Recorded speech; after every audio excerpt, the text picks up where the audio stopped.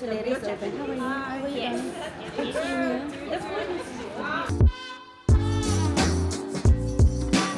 Hang on, it's 25 kina, right? You are member? Oh, yes. Yeah, that's why I cannot find. You guys are all member, right? Member Yes, yes. here? We are. I am a member. But Thank you. yeah, I don't know why not here. Who? Your name? You got No, I yours. got my name. All good. Yeah, You yeah. got yours already? You got yours? Mira, I don't know. Mira, I got yours. Alright, so you Chris got yours. Yes. Yes. All right. I'll see you inside. Yes. How are you? It took us a while to attend the event. Too busy. Good morning. Good morning. Good morning. Okay, I'll buy some. Please, please, please. How much though? 10 per 14. Okay, okay, I'll get it.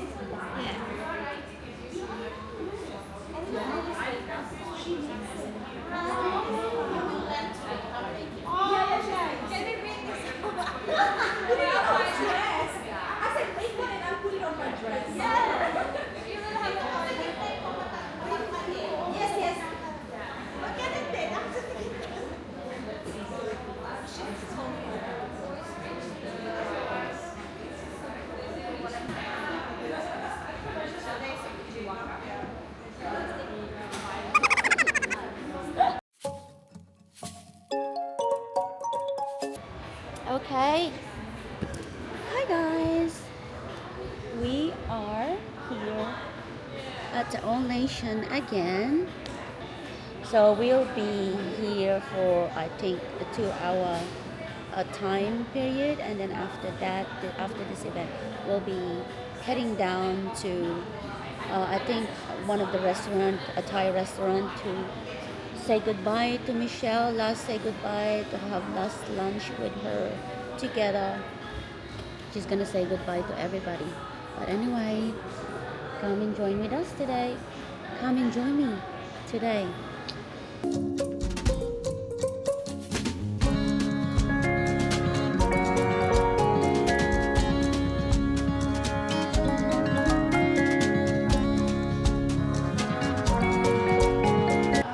I wish to make special greetings to our Simon from the UNDP. She's the project manager there.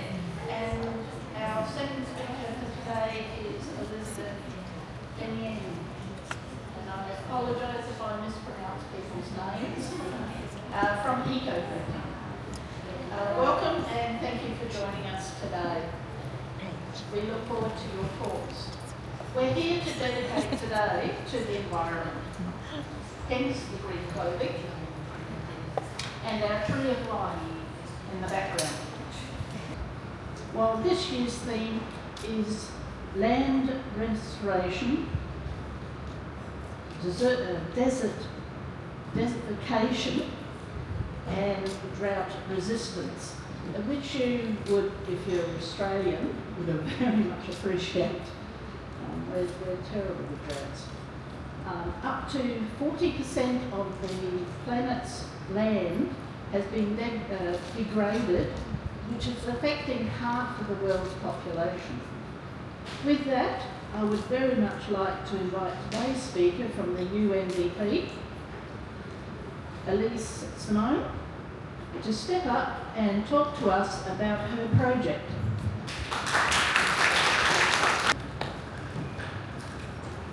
Good morning, everyone. Thank you, Joanne, for inviting us from UNDP to come and talk about what we do in the development space. So UNDP, as you know, is United Nations Development Program.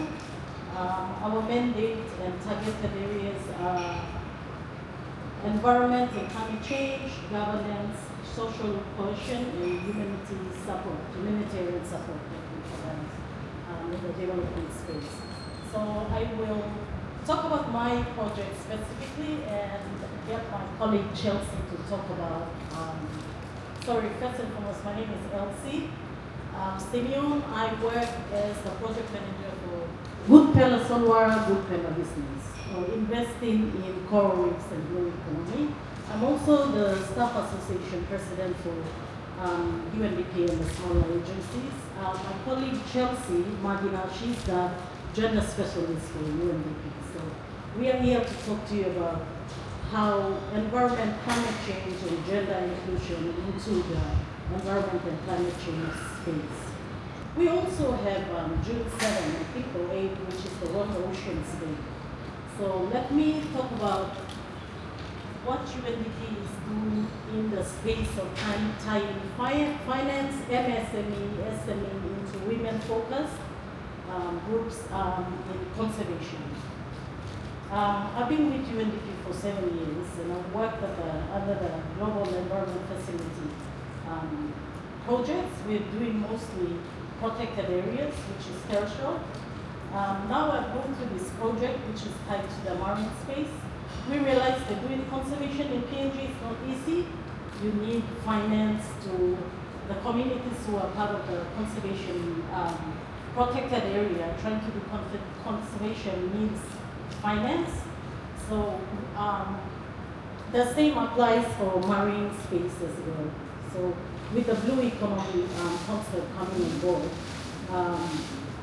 we try to look into how we can get women, focus on women who are doing SME, MSME, and try to catalyze finance or help them start up or let's say accelerate the MSME, SME with startup grants. So they're doing conservation as well, and they're doing SME, and also we help them to build their SME. So our target sites, the project is based in Kimbe. The pilot sites are Kimbe and Alatau. Recently we got approval to expand to Alatau. Within the project, we are approaching it with the model of having an accelerator, blue accelerator program where we've working with KPNG. KPNG is providing the financial training, literacy training to the women. The challenge was because we had to get women from the communities. It was not easy.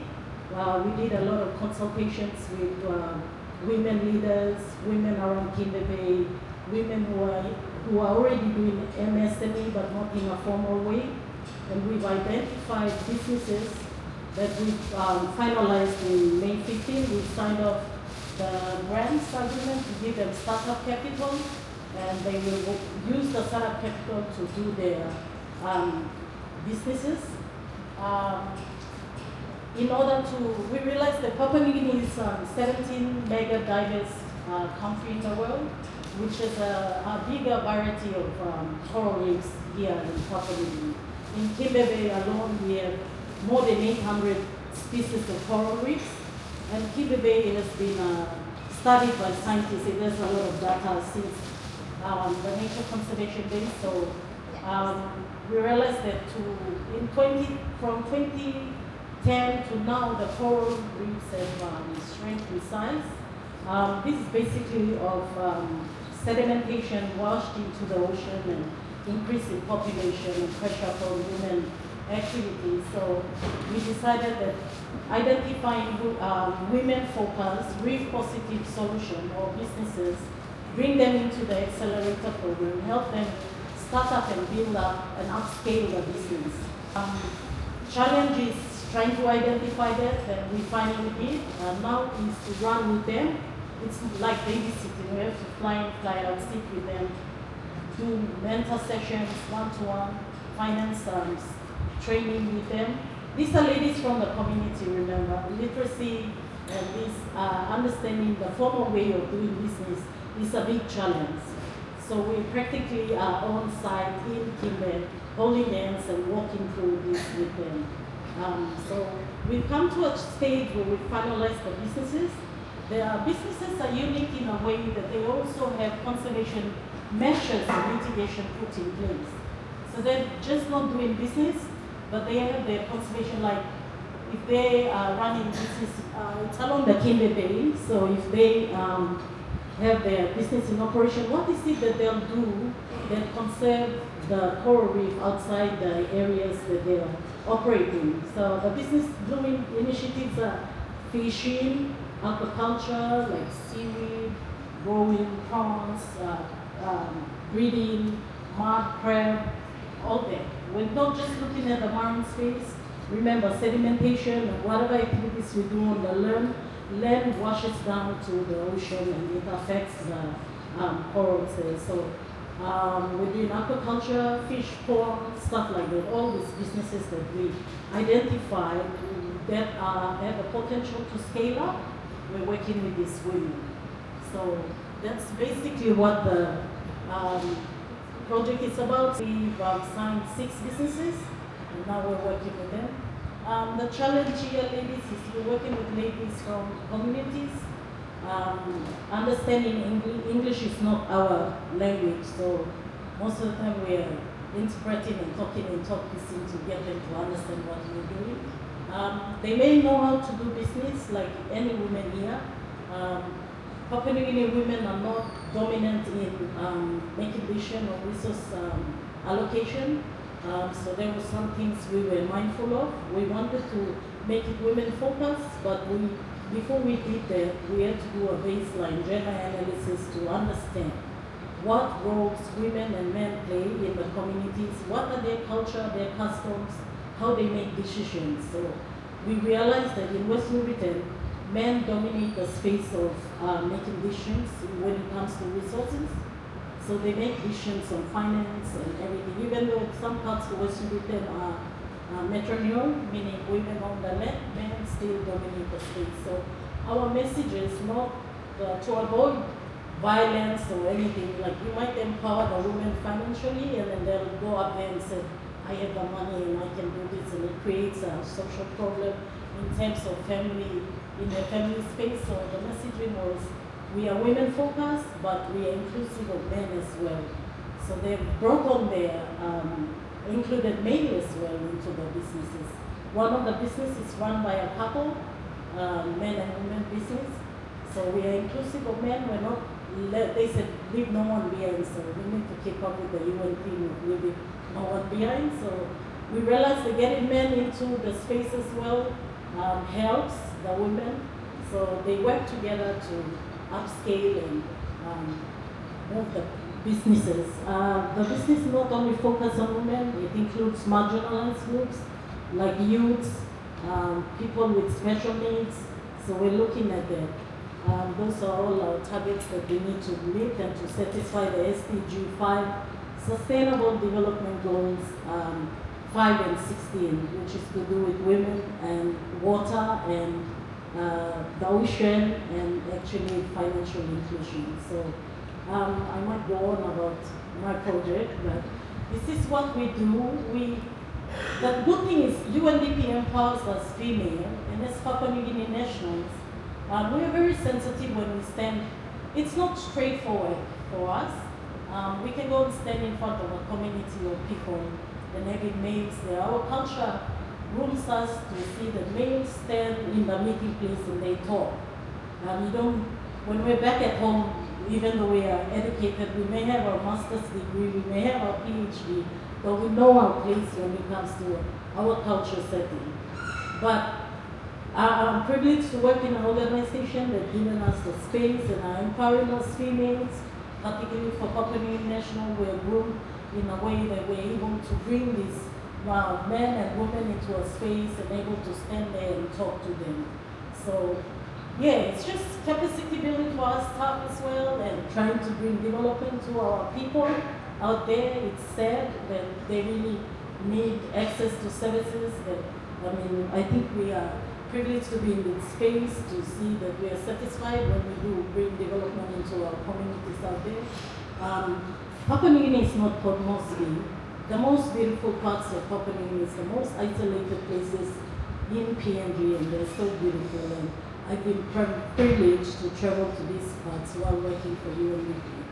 So with that, we're not trying to promote gender bias here, but we're just trying to speak to you about being Papua New Guinea national females working in the space of development and how we are tackling challenges and issues within women and the practical sense of SME women tied to finance and all that. With that, I'll hand it over to Chelsea, who's our gender focal point person and who's more knowledgeable about gender. Sorry, I have an environment background, but now I'm trying to tie in gender into the climate and environment space. So I'll leave the gender specialist here to talk about gender. My apologies, I don't have a presentation like this, but I'll just, I'll try to collect her thoughts around the issues on women and the environment and climate change. I think she mentioned, sorry, she's already introduced who I am.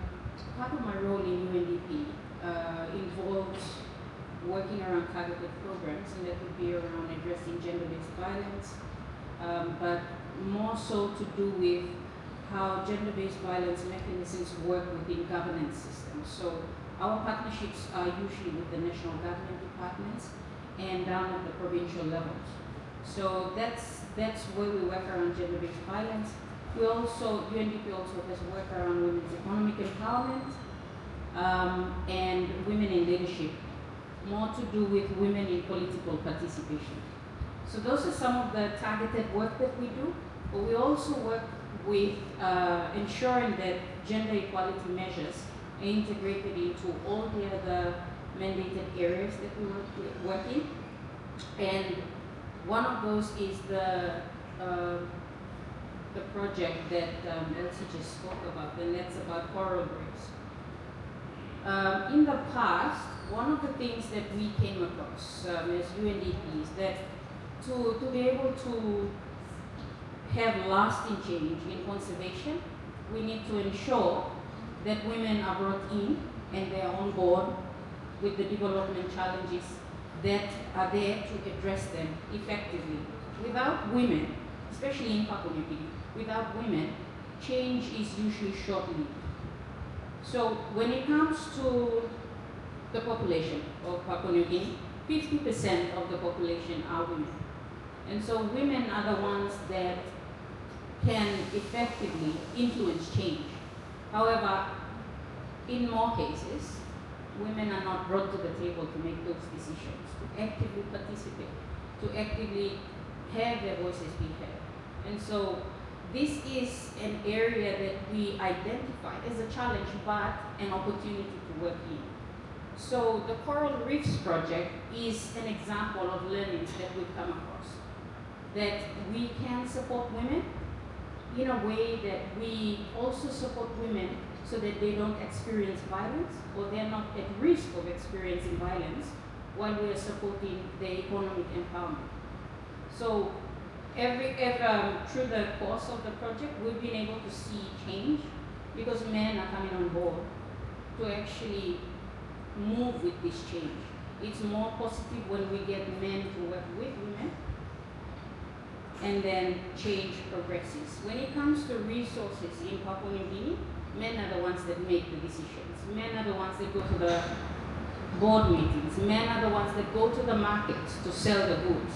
So the difference in access to resources, access to banks, it's disproportionate because women do not have as much access as men.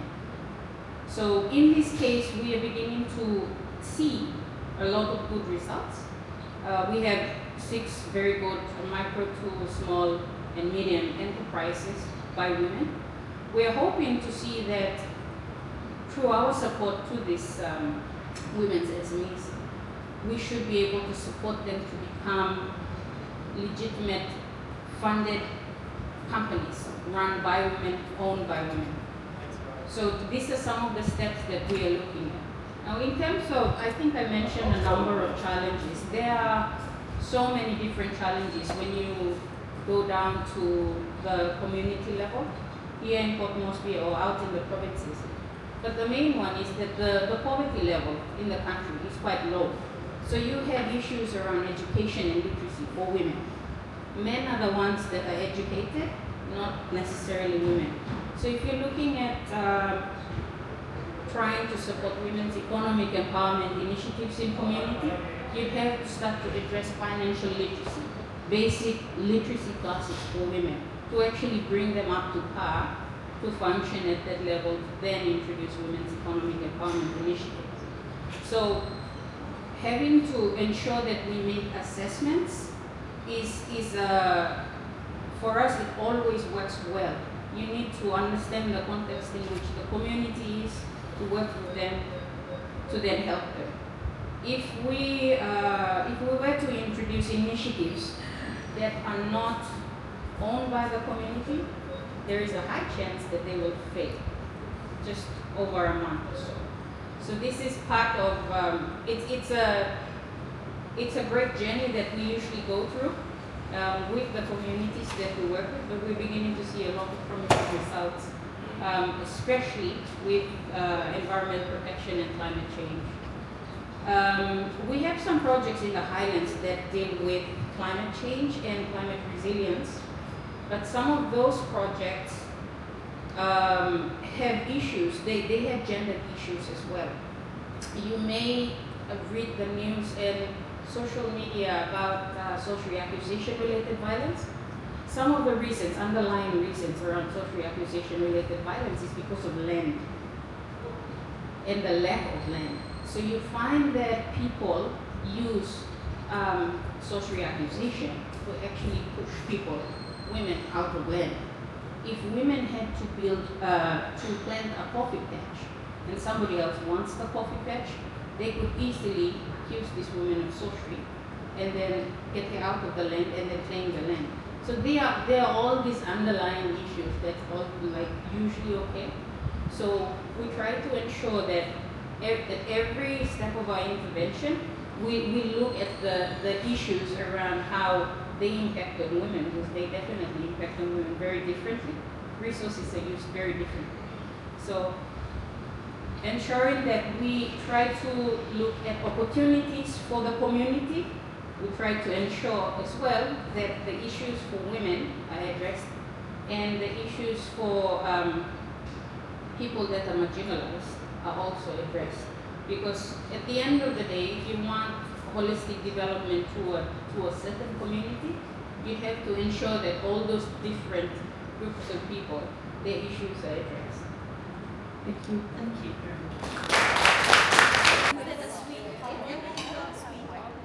Kamusta anak mo? Busy. Very busy. Good. I'll have some now. Oh, thank you. Isa lang din. Okay na. Thank you. Vegetable yata lahat yan. Ay, thank you, babe. Thank you. Ano ka? Tea? Coffee? Tea lang ako. What's tea? Doesn't have sugar, I'll get sugar. Bakit hindi coffee ka, Oliver? Meron pa ako. Ako din, meron pa.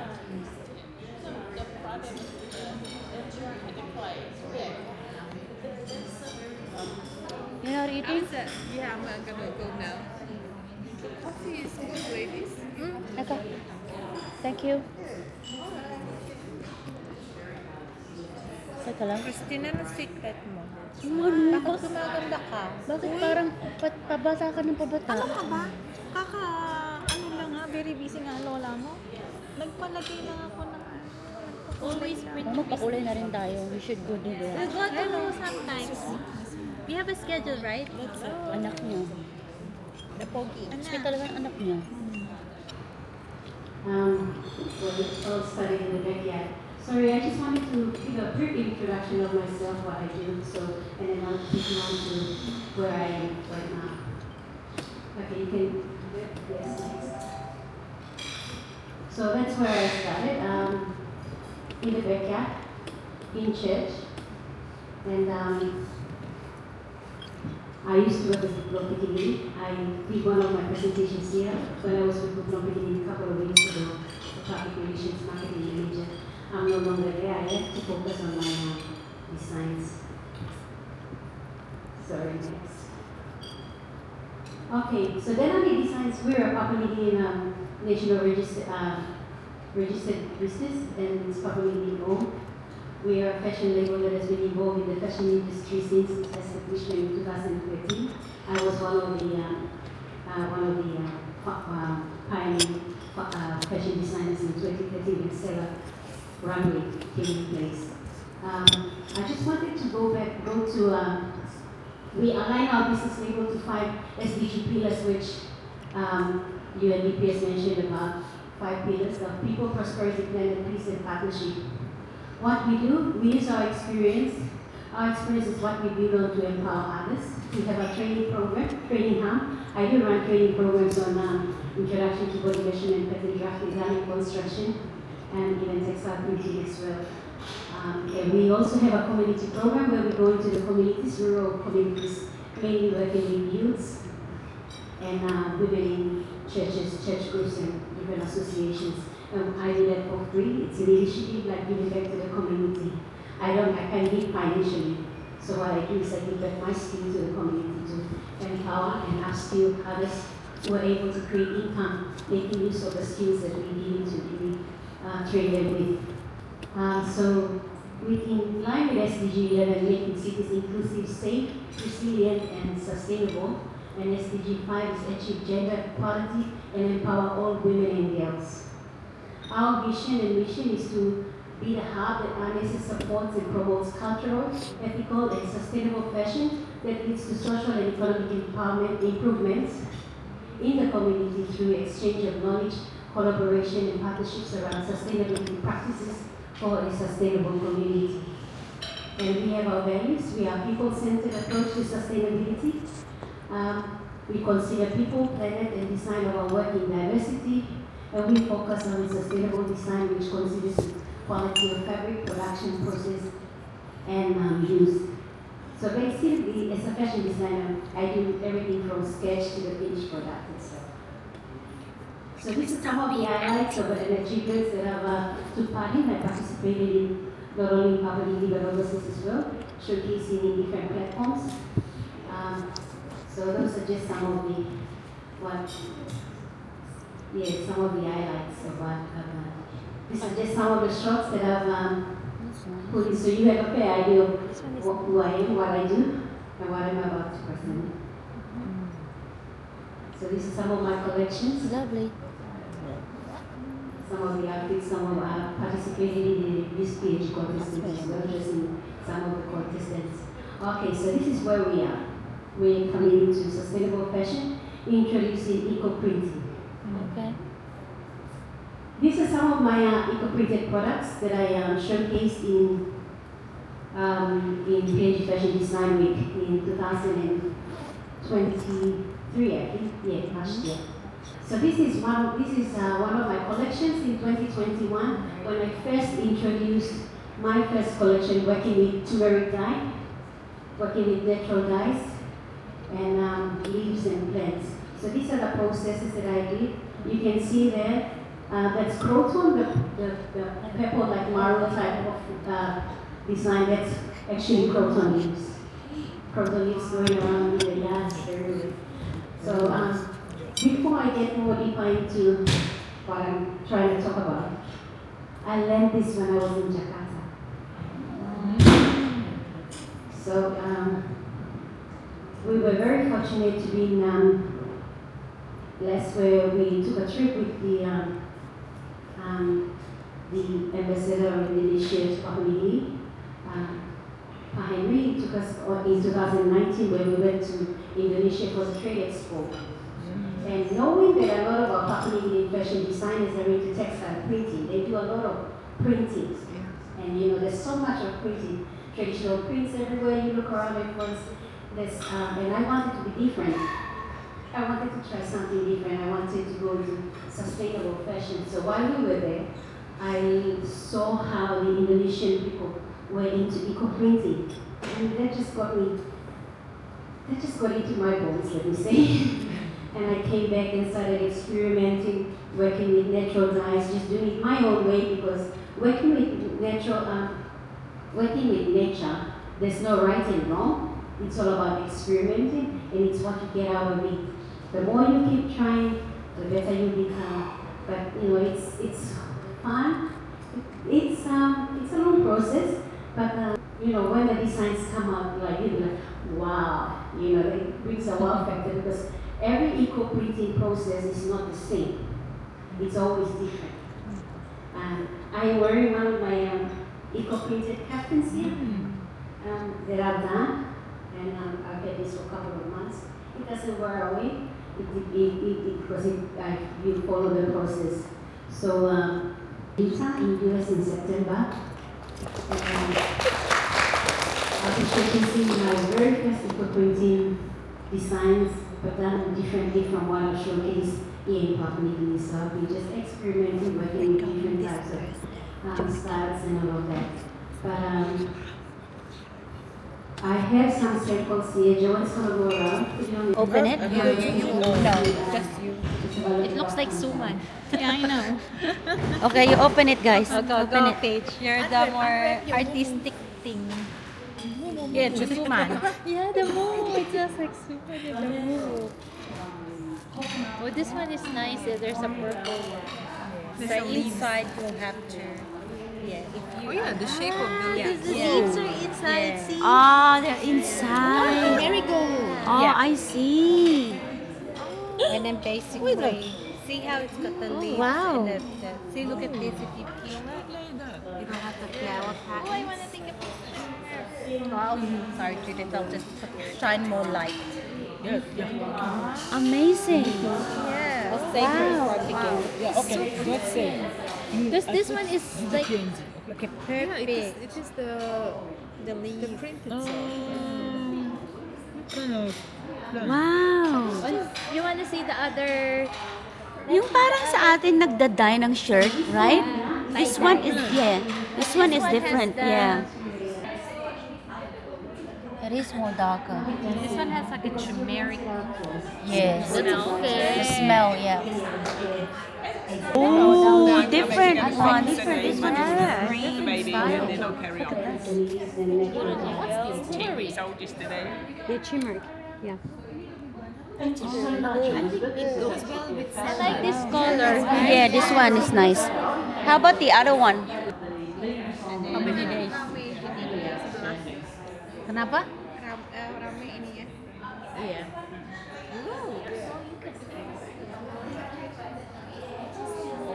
Perfect, Cecil. It's nice. I've already tried because I have a bowl Yeah. on Saturday. I will use this one. Very nice. Yes, and this is the mangrove. The bark of the mangrove, the largest, you know, the pieces of the You're mangrove. right. You're right. This is the color it is. Ah. So I also do upcycling, and you know, you can actually upcycle something into life by doing the printing method. What kind of materials have you figured that doesn't work well? Polyester. Polyester. Polyester doesn't quite work. Totally different, yes. So would you actually go and have a look at second-hand shops as well to buy the? Yeah. So for the shirts here, they're from the second-hand shops and just. Oh, okay. Okay. But this is the so this is the leather here. I decided to try it because my Indonesian friends do it on leather as Sorry, well. So I went and got the leather piece from Pride Furniture. I wanted to try it and see if it works, and it does work. Oh. It works, yeah. So I'm hoping to do leather bags here in Papua New Guinea. Nice, hi. Don't cover it. Can you put it into your head? Yeah, yeah. I love the way you do that because you look like a Mama Mary now. Very pretty, Soko. Soko, very pretty. We are here at Lucky Lucky. So sa iba, ang hanap Restaurant is already open. Ihahanap ka namin ng ibang map like